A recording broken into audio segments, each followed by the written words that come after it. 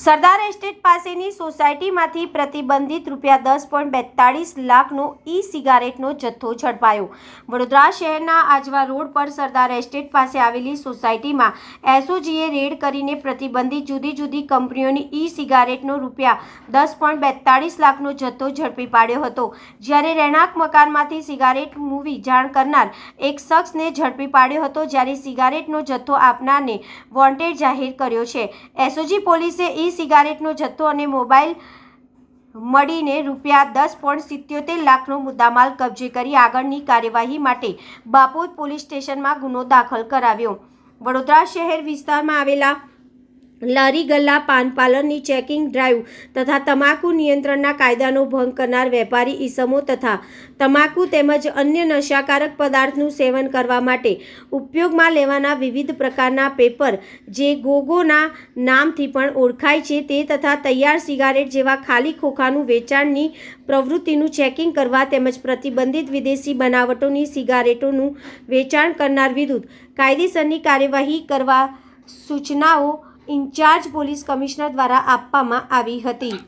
वडोदरा शहर police commissioner Shri Narasimha Kumar साहेब તેમજ additional police commissioner Shri Meena Patil સાહેબના સીધા માર્ગદર્શનના સૂચનો મુજબ ખાસ પ્રતિબંધિત સિગારેટ અનુસંધાને ડ્રાઈવનું આયોજન વડોદરા શહેર પોલીસે કરેલ છે।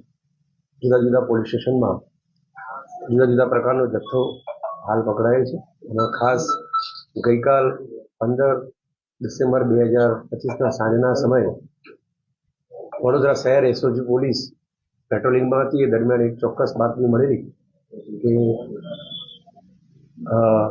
સેફાન બાબા ઇકબાલભાઈ મેમણ કે જે મેમણ કોલોની આજવા રોડ રહે છે અને એના ઘરની અંદર ઈ સિગારેટનો ખૂબ મોટા પ્રમાણમાં જથ્થો રાખી અને ગેરકાયદેસર પ્રતિબંધિત જથ્થાનું વેચાણ કરી રહ્યું છે।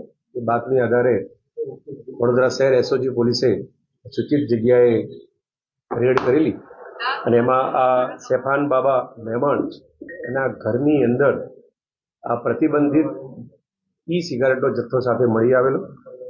આ જથ્થો કુલે 10,42,000 ઉપરાંતનો છે અને એ આ પ્રતિબંધિત તમાકુ વપરાશવાળી એટલે કે જે કે તમાકુ નિયંત્રણ અધિનિયમ 2003 તથા prohibition of electronic cigarette act 2019 થી પ્રતિબંધિત છે એ આ જથ્થો છે અને આ જુદી જુદી કંપનીઓનો જથ્થો છે। હાલ આ આરોપી કોની પાસેથી આ મુદ્દામાલ લાવેલો છે એ વધુ પૂછપરછમાં એસઓજી પોલીસના અન્ય એક નામ ઇબ્રાહીમ હનીફભાઈ બિલ્લાવાલા કે જે પાણીગેટનો રહેવાસી છે તેની પાસેથી જથ્થો લેવાનો હોવાનું પ્રસ્થાપિત થયેલ છે। વધુ તપાસ હાલ ચાલુ છે।